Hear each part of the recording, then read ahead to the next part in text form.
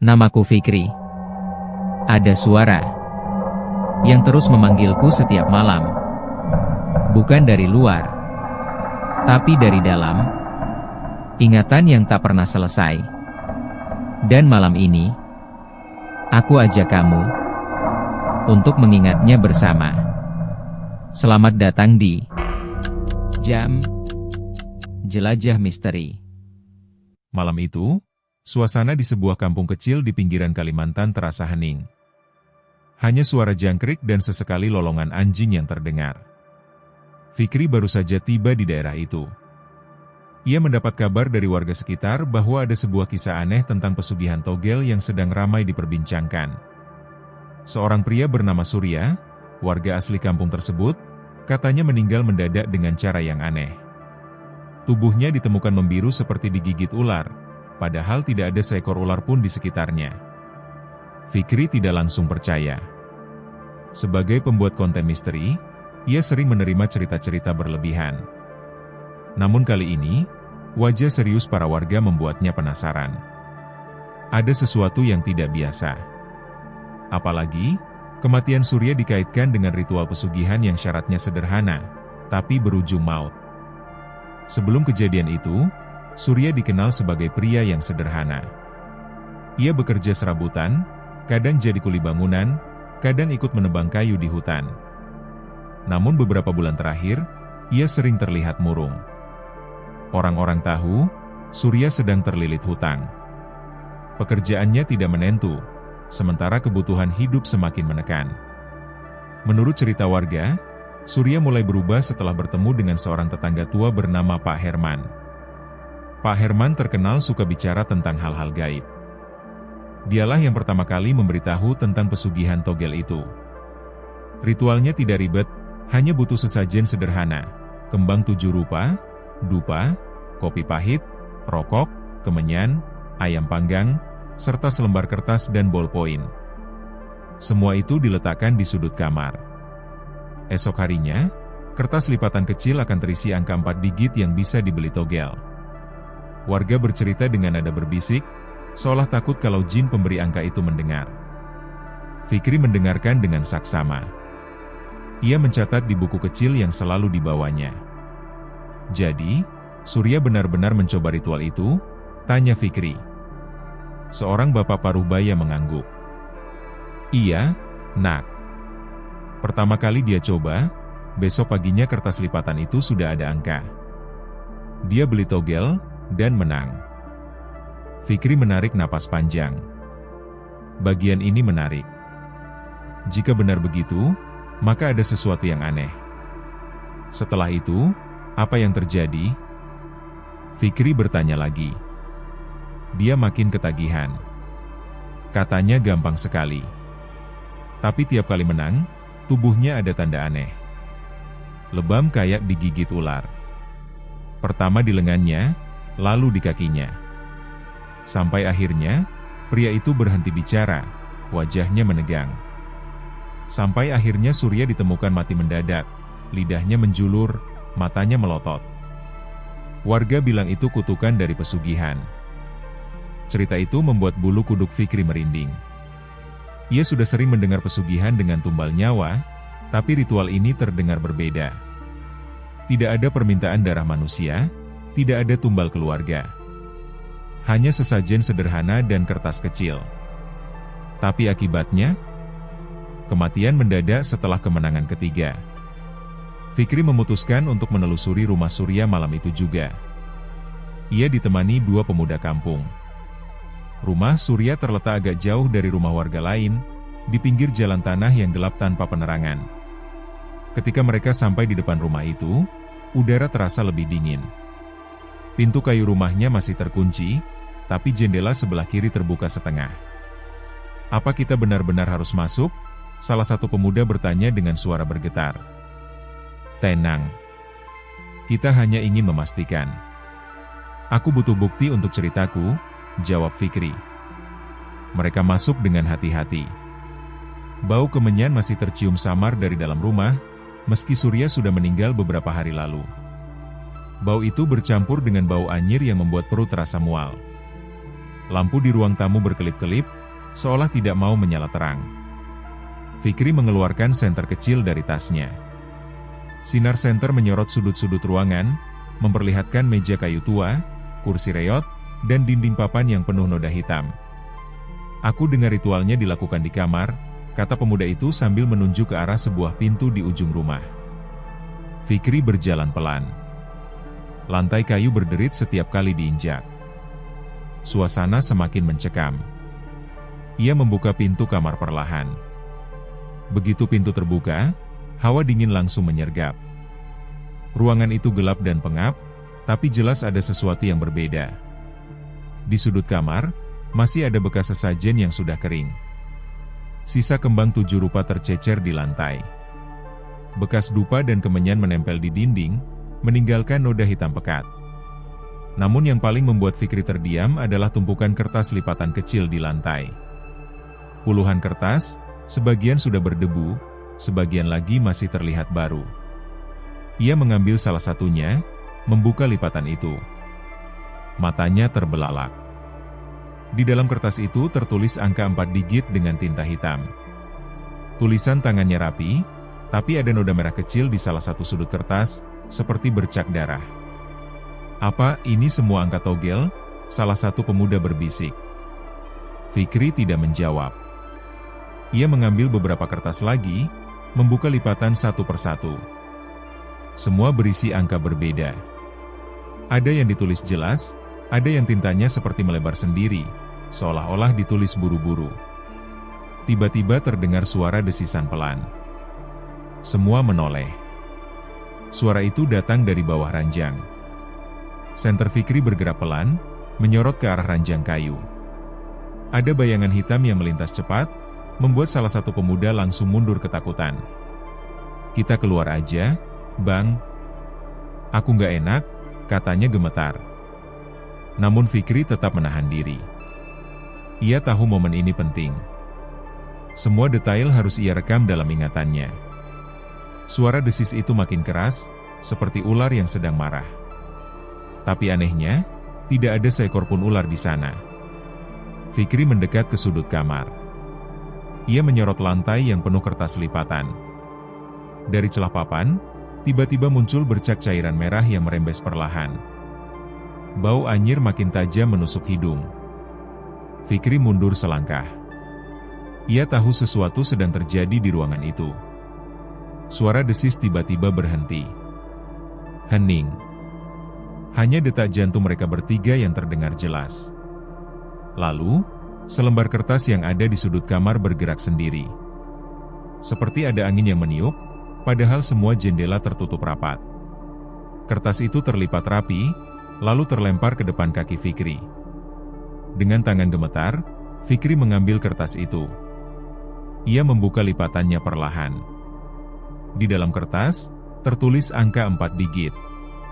Tapi kali ini ada tambahan tulisan dengan huruf kecil. Samar-samar, 3 kali menang, nyawamu hilang. Wajah Fikri memucat. Ia segera memasukkan kertas itu ke dalam tasnya. Tanpa banyak bicara, ia mengajak kedua pemuda keluar dari rumah itu. Begitu mereka sampai di luar, salah satu pemuda langsung muntah karena tidak tahan dengan bau anyir yang masih menempel. Fikri menatap rumah itu sekali lagi. Dari kejauhan, ia merasa melihat bayangan hitam berdiri di jendela kamar, memperhatikannya dengan tatapan tajam. Di kepalanya, pertanyaan besar muncul. Benarkah Surya hanya korban dari ritual ini? Atau masih ada orang lain yang sedang menjalani perjanjian yang sama?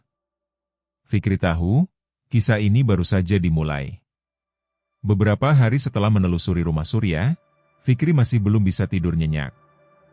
Bayangan kertas lipatan kecil dengan tulisan aneh itu terus menghantui pikirannya. Angka 4 digit yang muncul begitu saja mungkin masih bisa dijelaskan sebagai kebetulan, tapi tambahan kalimat ancaman di dalamnya jelas bukan hal biasa.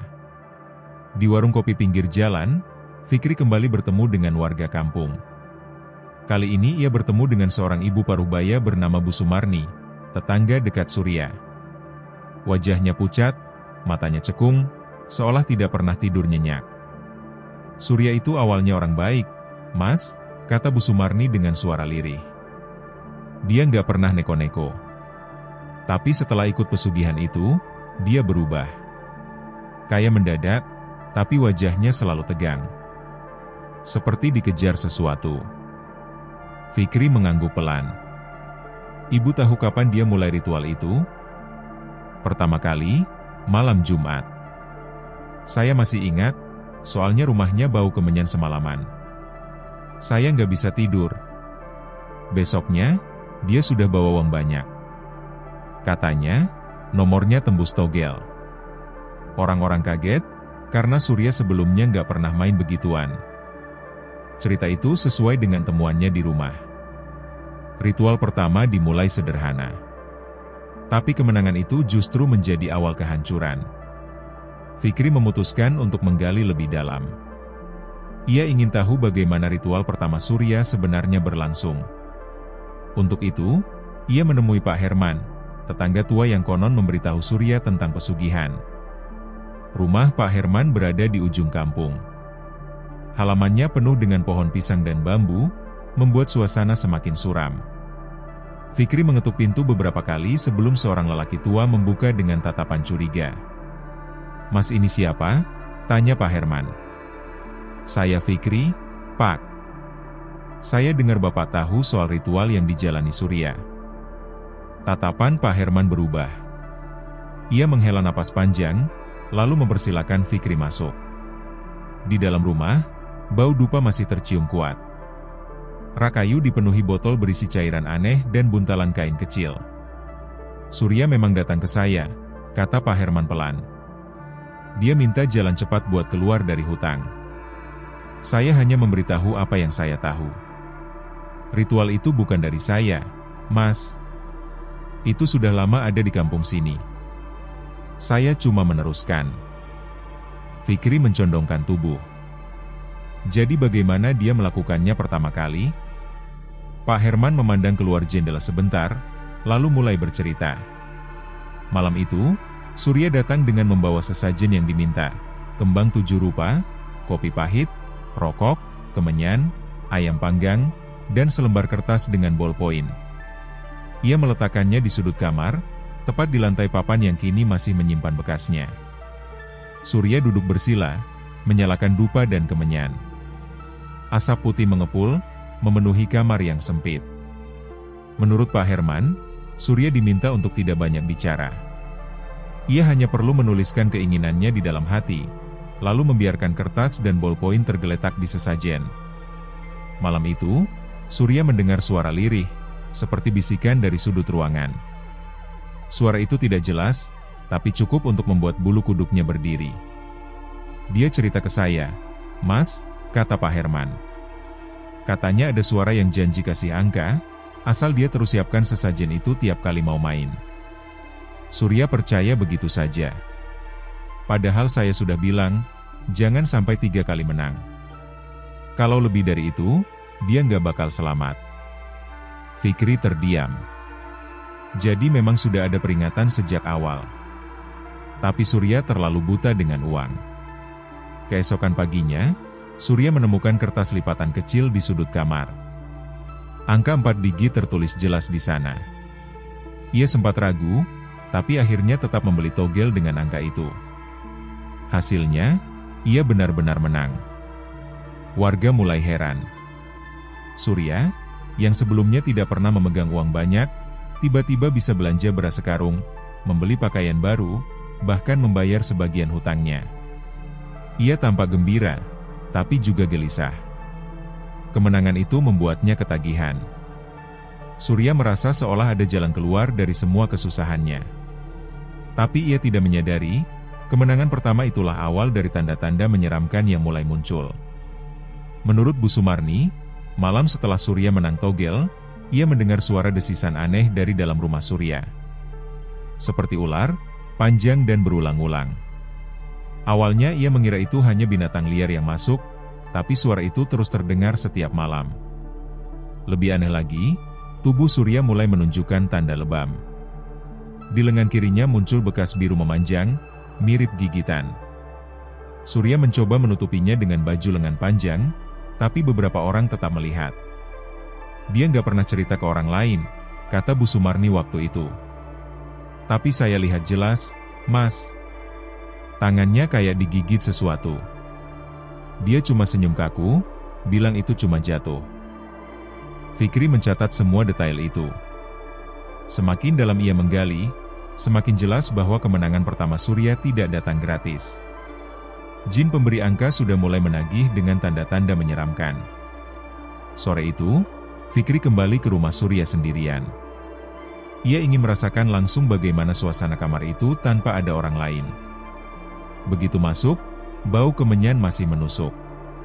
Sinar matahari sore masuk lewat celah papan, membuat bayangan panjang di lantai. Ia duduk di lantai kamar, tepat di depan sudut tempat sesajen pernah diletakkan. Ia menutup mata, mencoba membayangkan apa yang dilakukan Surya malam itu. Asap kemenyan, sesajen, suara bisikan. Namun ketika ia membuka mata, Fikri terkejut. Di depannya, tergeletak selembar kertas lipatan kecil. Padahal sebelumnya tidak ada apa-apa. Tangannya bergetar saat meraih kertas itu. Ia membukanya perlahan. Di dalam kertas, tertulis angka 4 digit lagi. Tapi kali ini, di bawah angka itu ada goresan samar berwarna merah. Bentuknya mirip ekor ular yang melingkar. Fikri langsung berdiri. Keringat dingin mengucur dari pelipisnya. Ia merasa ada sesuatu yang memperhatikannya dari balik bayangan. Udara di kamar semakin berat, membuat dadanya sesak. Tiba-tiba terdengar suara desisan pelan, persis seperti yang diceritakan warga. Suara itu muncul dari bawah lantai papan. Fikri melangkah mundur. Desisan itu makin keras, lalu berhenti mendadak. Hening. Fikri buru-buru memasukkan kertas itu ke dalam tasnya. Ia tahu dirinya sudah terlalu jauh.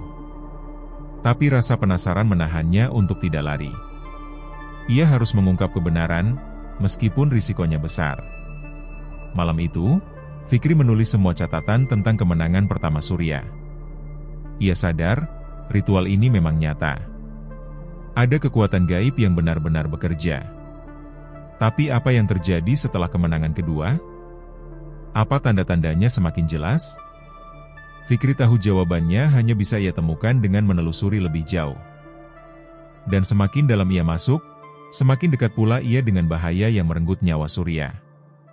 Hari-hari Fikri di kampung itu semakin berat. Ia tidak lagi merasa aman ketika malam tiba. Bayangan hitam di rumah Surya dan kertas angka misterius yang ia temukan membuat pikirannya penuh pertanyaan. Namun justru rasa penasaran itu yang membuatnya terus menggali lebih dalam. Dari beberapa warga, Fikri akhirnya mendapat cerita tentang kemenangan kedua Surya. Setelah kemenangan pertama, Surya terlihat semakin percaya diri. Ia yakin ritual itu memang jalan pintas untuk kaya.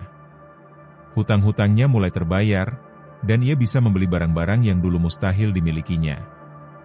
Namun, bersamaan dengan itu, kondisi fisiknya mulai aneh. Bekas gigitan di lengannya semakin membesar. Kadang terlihat seperti luka baru, kadang menghitam seperti racun menyebar. Warga yang sempat melihat merasa curiga, tapi Surya hanya menjawab singkat, jatuh, kena kayu, atau digigit serangga. Dia memang pintar nutupin, Mas, kata salah seorang pemuda bernama Andi kepada Fikri. Tapi saya pernah lihat sendiri, malam-malam dia teriak kesakitan sambil garuk-garuk lengannya. Suaranya kayak orang dicekik. Cerita itu membuat Fikri semakin yakin ada sesuatu yang menagih janji dari pesugihan tersebut.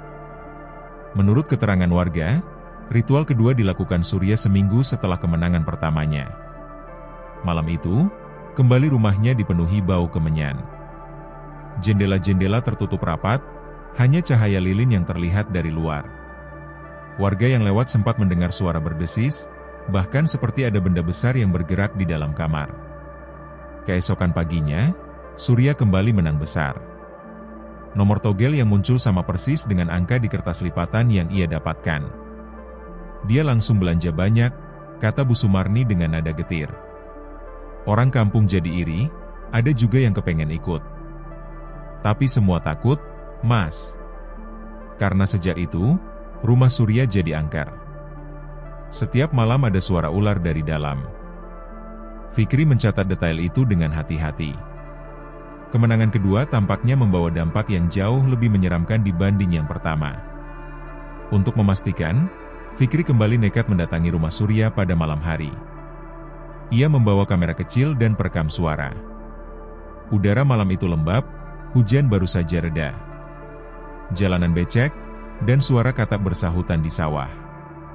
Begitu tiba di depan rumah, bulu kuduk Fikri langsung berdiri. Lampu di teras mati, padahal sebelumnya masih menyala. Ia membuka pintu perlahan. Bunyi engsel berderit keras, menambah suasana mencekam. Di dalam, rumah terasa lebih gelap dari biasanya. Bau kemenyan masih melekat kuat, bercampur dengan bau anyir yang menusuk. Fikri menyalakan senter, lalu menuju kamar ritual. Saat ia melangkah masuk, tiba-tiba terdengar suara benda jatuh. Senter diarahkan, dan terlihat sebuah kertas lipatan kecil tergeletak di lantai. Dengan tangan gemetar, Fikri mengambilnya. Ketika dibuka, kembali ada angka 4 digit di dalamnya. Tapi kali ini, di bawah angka itu ada goresan tinta membentuk gambar samar, mirip mata ular yang menatap tajam. Jantung Fikri berdegup kencang. Ia merasa sedang diawasi. Udara kamar tiba-tiba menjadi lebih dingin. Suara desisan muncul, pelan di awal, lalu semakin keras. Fikri memutar senter ke arah sudut ruangan. Sekilas, ia melihat sesuatu bergerak cepat, seperti ekor panjang yang menghilang di bawah ranjang. Napasnya tercekat. Tangannya berusaha tetap tenang, merekam suara itu dengan perekam yang ia bawa. Namun tubuhnya kaku, tidak berani bergerak terlalu jauh. Tiba-tiba lampu gantung kamar berkedip sendiri, padahal tidak ada listrik yang menyala. Bayangan ular besar tampak melintas di dinding. Fikri mundur perlahan. Dalam hatinya ia sadar, inilah yang mungkin dialami Surya setelah kemenangan kedua. Jin pemberi angka mulai menunjukkan wujudnya, semakin nyata, semakin mengancam. Kembali terdengar desisan panjang. Kali ini, suara itu diikuti bunyi benda berat yang menyeret di lantai papan. Fikri buru-buru keluar kamar, menutup pintu rapat-rapat. Dadanya terasa sesak, keringat dingin membanjiri wajahnya. Di luar rumah, ia mencoba menenangkan diri. Angin malam berhembus kencang, membawa suara-suara aneh dari pepohonan bambu di halaman. Fikri menatap ke arah jendela kamar Surya, dan lagi-lagi ia melihat bayangan hitam berdiri di sana. Tubuh tinggi, tidak jelas bentuknya, hanya mata putih menyala yang menatap lurus padanya. Ia segera pergi meninggalkan rumah itu. Kamera dan perekam yang ia bawa sudah cukup menjadi bukti bahwa sesuatu memang menghuni rumah tersebut. Keesokan harinya, Fikri kembali menemui warga untuk menggali lebih jauh. Ia bertemu dengan seorang bapak tua yang dulu sering berbincang dengan Surya. Surya pernah cerita ke saya, "Mas," katanya pelan. Katanya setelah menang kedua kali, tiap malam dia mimpi ular besar melilit tubuhnya. Badannya sakit, sesak, kayak nggak bisa bernapas. Bangun-bangun, ada lebam baru di kakinya. Wajahnya makin pucat, matanya cekung. Saya suruh berhenti, tapi dia malah marah. Dia bilang tinggal sekali lagi, hutangnya semua bisa lunas. Dia yakin aman. Fikri merasakan perutnya melilit mendengar cerita itu. Surya sudah diperingatkan, tapi tetap nekat. Uang telah membutakan matanya. Malam kedua di rumah Surya setelah kemenangan itu memang menjadi titik balik. Sejak saat itu, rumah tersebut tak lagi tenang. Warga enggan mendekat. Ada yang bilang mendengar suara ular merayap di dinding, ada yang melihat bayangan hitam besar melintas di halaman. Bahkan, beberapa anak kecil sakit mendadak setelah bermain terlalu dekat. Fikri menutup buku catatannya. Ia tahu, semakin dalam ia menggali, semakin besar pula risiko yang ia hadapi. Tapi ia tidak bisa berhenti. Semua bukti menunjukkan bahwa kemenangan ketiga akan menjadi akhir hidup Surya. Dan kini, setiap kali Fikri membuka tasnya, ia selalu menemukan kertas lipatan yang sama. Entah bagaimana, kertas itu seolah terus mengikuti. Angka-angka berbeda, tapi selalu muncul gambar samar ular di dalamnya. Fikri mulai curiga, jangan-jangan ia juga sudah terlibat tanpa sadar. Malam itu, ia duduk di penginapan kecil sambil menatap kertas yang terakhir ia temukan. Di dalamnya, tertulis angka 7431. Namun di bawahnya ada tulisan samar, giliranmu sudah dekat. Jantung Fikri berdetak semakin cepat. Ia tahu, kisah Surya belum berakhir. Ada sesuatu yang lebih besar menunggu di balik kemenangan ketiga. Dan ia harus bersiap menghadapi teror yang mungkin juga akan menyeretnya. Hari-hari di kampung itu makin terasa berat bagi Fikri. Setiap kali ia berbincang dengan warga, selalu ada cerita tambahan tentang Surya yang membuat bulu kuduknya berdiri. Kemenangan kedua memang memberi Surya banyak uang, tapi sejak saat itu juga, ia seperti orang yang sudah kehilangan kewarasan. Warga bilang Surya semakin jarang keluar rumah. Jikapun keluar, wajahnya pucat, matanya merah, dan tubuhnya dipenuhi lebam biru seperti digigit ular. Tapi yang paling menakutkan, setiap malam dari rumah Surya terdengar suara orang mengerang, bercampur desisan panjang yang tidak mungkin berasal dari manusia. Dia nggak pernah berhenti. "Mas," kata Pak Herman pada Fikri suatu sore. "Saya sudah bilang, jangan sampai 3 kali. Tapi dia malah semakin yakin. Katanya, sekali lagi saja, semua masalah selesai."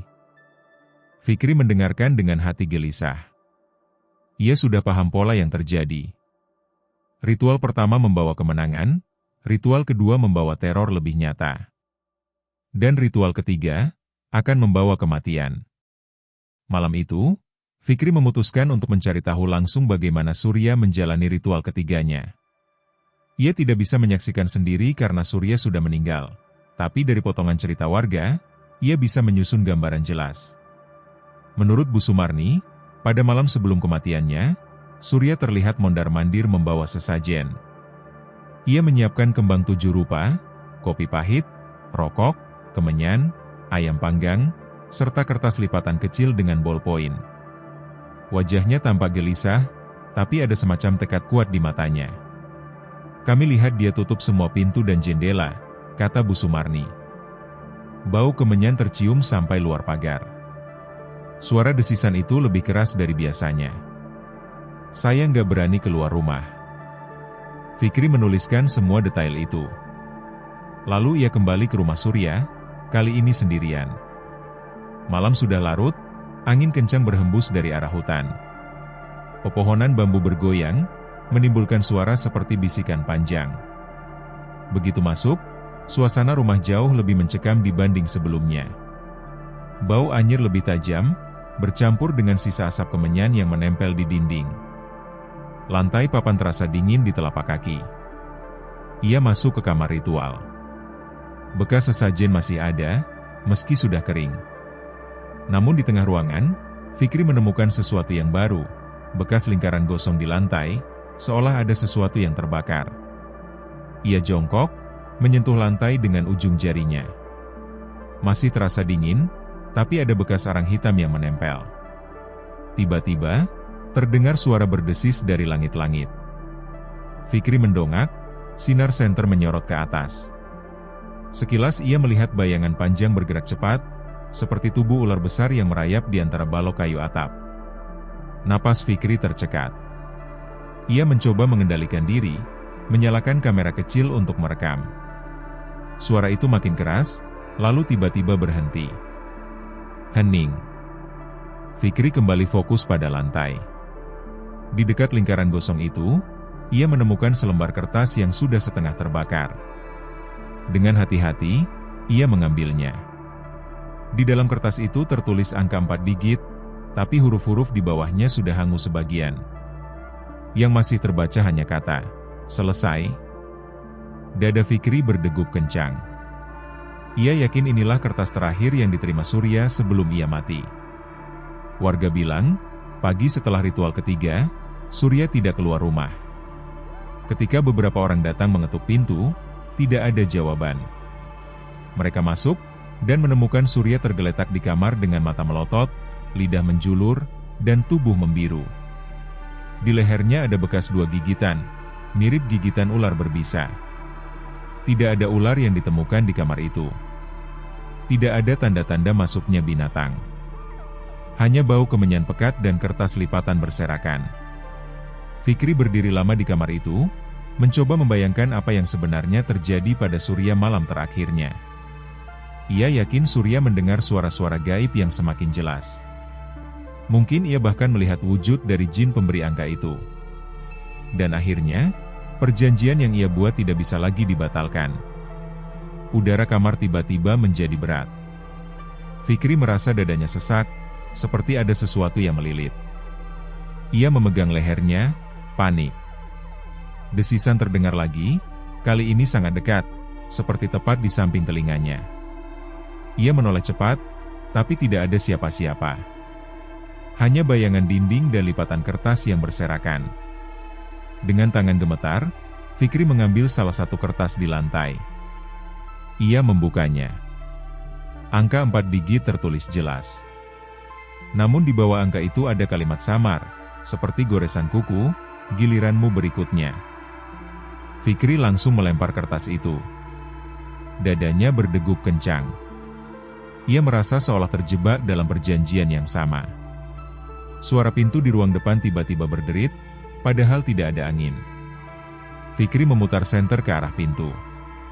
Sekilas ia melihat bayangan tinggi kurus berdiri di sana, mata putih menyala, menatap lurus padanya. Ia segera berlari keluar dari rumah itu, hampir terjatuh di teras karena lututnya lemas. Di luar, angin malam berhembus kencang, membawa bau anyir yang semakin menyengat. Fikri berhenti sejenak di jalan tanah, menoleh ke belakang. Rumah Surya tampak gelap, tapi dari jendela kamar ia bisa melihat sesuatu bergerak. Seperti tubuh ular besar merayap di balik tirai. Ia tahu, ritual ketiga Surya memang sudah mengikat jiwa. Dan kini, entah bagaimana, kertas lipatan itu juga mengikuti dirinya. Dalam hati, Fikri bergumam, kalau benar aku sudah terseret, berarti aku harus menemukan cara untuk memutus perjanjian ini. Sebelum terlambat. Setelah malam itu, hidup Fikri terasa semakin tidak tenang. Ia tidak bisa melupakan kertas lipatan yang sempat ia buka di kamar Surya. Tulisan samar, giliranmu berikutnya, terus menghantui pikirannya. Setiap kali ia memejamkan mata, bayangan angka dan tulisan itu muncul. Di penginapan sederhana tempat ia tinggal, Fikri beberapa kali terbangun di tengah malam. Ia mendengar suara desisan samar dari sudut kamar, seperti ada ular yang bersembunyi di balik lemari. Saat ia menyalakan lampu, suara itu lenyap, tapi keringat dingin membasahi tubuhnya. Siangnya, Fikri kembali berbincang dengan warga. Beberapa orang mulai heran kenapa ia begitu tertarik mendalami kasus Surya. Ada yang terang-terangan menyarankan agar ia berhenti sebelum ikut terkena celaka. Mas Fikri, jangan main-main sama yang begituan. Kalau Surya saja bisa mati, apalagi orang luar kayak panjenengan, kata Pak Herman dengan wajah serius. Fikri mencoba menenangkan warga, tapi di dalam hatinya, ia tahu sudah terlambat. Bayangan di rumah Surya malam itu bukan sekadar halusinasi. Ada sesuatu yang nyata mengikutinya. Akhirnya, ia memutuskan untuk mencari jawaban dari orang pintar yang terkenal di desa sebelah. Namanya Mbah Rono, seorang lelaki tua yang sudah lama dikenal sebagai dukun kampung. Beberapa orang bilang ia bisa melihat hal-hal gaib dengan jelas. Perjalanan menuju rumah Mbah Rono melewati jalan tanah dan persawahan. Rumahnya berada di tepi hutan kecil, bangunan kayu tua dengan atap genteng yang sudah berlumut. Fikri merasa sedikit lega melihatnya, seolah ada harapan di sana. Mbah Rono menyambut Fikri dengan tatapan tajam. Usianya mungkin lebih dari 70, tapi sorot matanya masih kuat. Setelah Fikri menceritakan semuanya, termasuk kertas lipatan dan suara desisan yang ia dengar, wajah Mbah Rono berubah serius. Anak muda, kata Mbah Rono pelan, kau sudah membuka sesuatu yang seharusnya tidak disentuh. Ritual itu memang ada. Orang yang melakukannya menyerahkan sebagian nyawanya sebagai jaminan. Angka yang keluar bukan sekadar angka. Itu perjanjian. Fikri tercekat. Maksud Mbah, saya ikut terikat? Mbah Rono menutup mata, menghela napas panjang. Kertas yang kau buka itu sudah cukup membuat jin pesugihan mengenali bau tubuhmu. Itu artinya, kau dianggap calon penerus perjanjian. Surya sudah mati. Jin itu butuh pengganti. Dan kau sudah dianggap masuk ke dalam lingkaran. Tubuh Fikri gemetar mendengarnya. Ia tidak pernah berniat ikut campur sejauh itu. Tapi semua sudah terlanjur. Ada cara memutusnya? Tanya Fikri dengan suara hampir berbisik. Mbah Rono tidak langsung menjawab. Ia mengambil sebatang rokok kretek, menyalakannya, lalu menghembuskan asap pelan. Ada, tapi berat. Kau harus kembali ke rumah itu, lakukan ritual pembalikan. Kau harus mengembalikan kertas yang sudah terhubung denganmu. Kalau tidak, jin itu akan terus menagih. Awalnya hanya bisikan, lalu gangguan, sampai akhirnya kau mati dengan cara yang sama seperti Surya. Fikri menelan ludah. Kata-kata itu terdengar seperti vonis. Ritual pembalikan itu harus dilakukan tengah malam, saat bulan tidak terlihat. Kau bawa kemenyan, air kelapa, dan ayam hitam. Jangan ada yang ikut. Kalau ada yang mendekat, bahaya akan lebih besar. Fikri hanya mengangguk. Meski takut, ia tahu itu satu-satunya jalan. Malamnya, ia kembali ke rumah Surya. Kali ini ia membawa semua syarat yang disebut Mbah Rono. Bulan memang tertutup awan pekat, membuat suasana semakin gelap. Angin berhembus dari arah hutan, membawa suara aneh yang mirip desisan panjang. Begitu masuk ke dalam rumah, suasana langsung berubah berat. Lampu senter yang ia bawa bergetar di tangannya. Bau anyir dan kemenyan bercampur jadi satu. Ia meletakkan sesajen di tengah kamar ritual, ayam hitam yang sudah dipotong, air kelapa di dalam kendi, dan kemenyan yang mulai dibakar. Asap mengepul, memenuhi ruangan. Fikri duduk bersila, mencoba mengikuti petunjuk Mbah Rono. Ia memejamkan mata, lalu membacakan doa yang sudah diajarkan. Suaranya bergetar, tapi ia terus mengucapkannya. Awalnya hening. Lalu perlahan, suara desisan terdengar dari atap. Semakin lama semakin dekat, seolah ada sesuatu yang turun. Fikri membuka mata sedikit. Tirai di jendela bergoyang meski tidak ada angin. Dari sudut ruangan, bayangan panjang menjalar di lantai, seperti tubuh ular yang merayap perlahan. Ia kembali memejamkan mata, mencoba fokus. Tiba-tiba, ia mendengar suara berat, bukan desisan, tapi seperti bisikan langsung ke telinganya. Kenapa kau menolak? Angka itu bisa jadi milikmu. Kaya, berkuasa, cukup dengan selembar kertas. Kau hanya perlu menerima. Fikri menggertakkan giginya. Ia tahu itu godaan. Ia terus membaca doa, meski suaranya serak. Bayangan di lantai semakin besar, berubah bentuk menjadi sosok tinggi kurus dengan mata putih menyala. Sosok itu bergerak mendekat, tubuhnya separuh manusia, separuh ular. Lidahnya menjulur, mengeluarkan suara mendesis. Fikri hampir kehilangan fokus. Jantungnya berdetak sangat keras. Tapi ia mengingat pesan Mbah Rono, jangan berhenti sampai doa selesai. Dengan sisa tenaga, ia menutup doa lalu menuangkan air kelapa ke atas ayam hitam. Sesaat ruangan bergetar, seperti gempa kecil. Asap kemenyan makin tebal, hampir menutup pandangan. Sosok tinggi itu berteriak, suara melengking bercampur desisan. Tubuhnya berputar, lalu menghilang di balik asap. Fikri jatuh terduduk, napas terengah-engah. Keringat membasahi wajahnya. Namun di tengah rasa takut itu, ia merasakan sesuatu berbeda.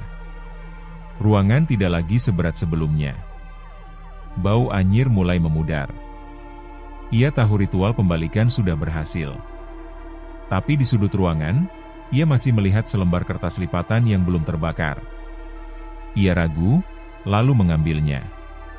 Saat dibuka, hanya ada satu tulisan besar dengan tinta merah. Belum selesai. Fikri terdiam.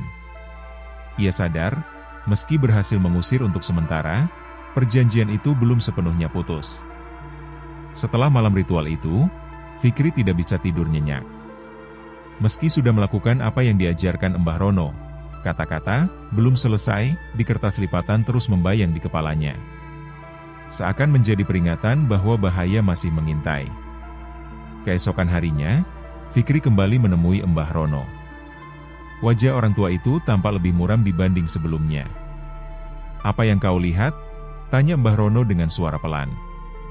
Fikri menceritakan semuanya, dari bayangan setengah ular, suara godaan, hingga tulisan di kertas. Mbah Rono menghela napas panjang. "Itu artinya jin itu belum mau melepaskanmu. Kau dianggap pengganti yang sah karena sudah membuka kertas. Ritual pembalikan hanya menunda, bukan memutus." Fikri terdiam. Rasanya percuma semua usahanya semalam kalau ternyata ancaman masih ada. "Lalu apa yang harus saya lakukan, Mbah?" Mbah Rono menatapnya tajam. "Kalau kau ingin benar-benar bebas, kau harus berani mengakhiri perjanjian di tempat asalnya. Rumah itu bukan pusat kekuatannya. Kau harus pergi ke hutan Kalimantan, tempat asal pesugihan itu dipanggil. Hanya di sana kau bisa memutus ikatan." Kata-kata itu membuat bulu kuduk Fikri meremang. Membayangkan kembali ke Kalimantan, sendirian, menghadapi makhluk yang sudah menewaskan Surya, bukan hal mudah. Tapi ia tahu kalau ia diam saja, cepat atau lambat nyawanya akan jadi taruhan. Perjalanan ke Kalimantan. Fikri mengatur keberangkatan dengan diam-diam. Ia tidak memberitahu banyak orang, takut ada yang menghalangi. Perjalanan panjang dengan pesawat lalu dilanjutkan perahu kecil menembus sungai hutan Kalimantan membuat tubuhnya lelah.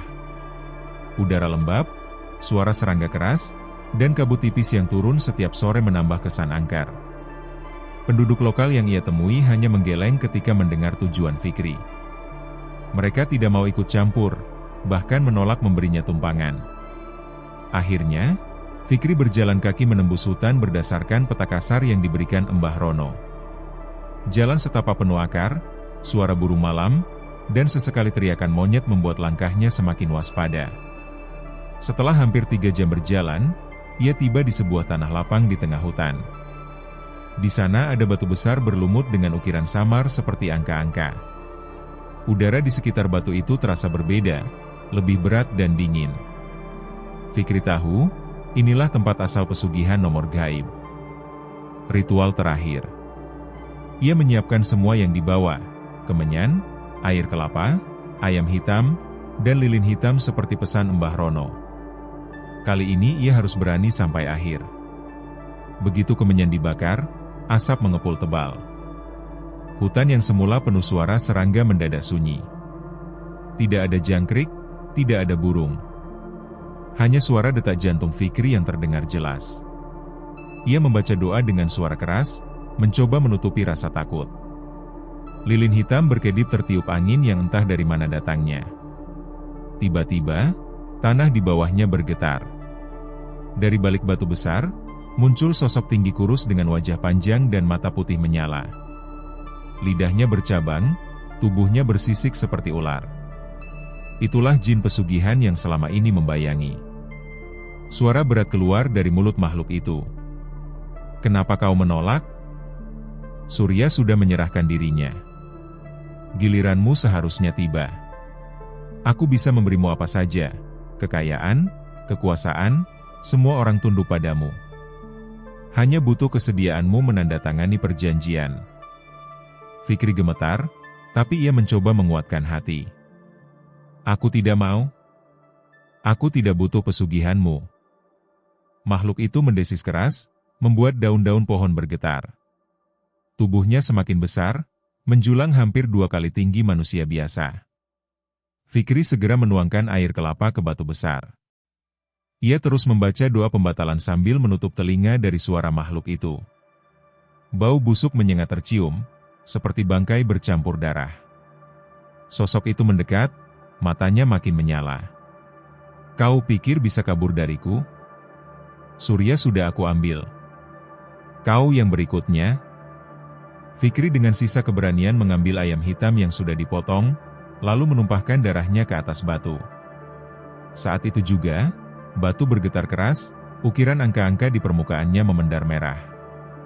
Jin itu menjerit keras, tubuhnya berputar seperti asap hitam terbakar. Hutan bergemuruh, suara seperti ribuan ular mendesis bersamaan.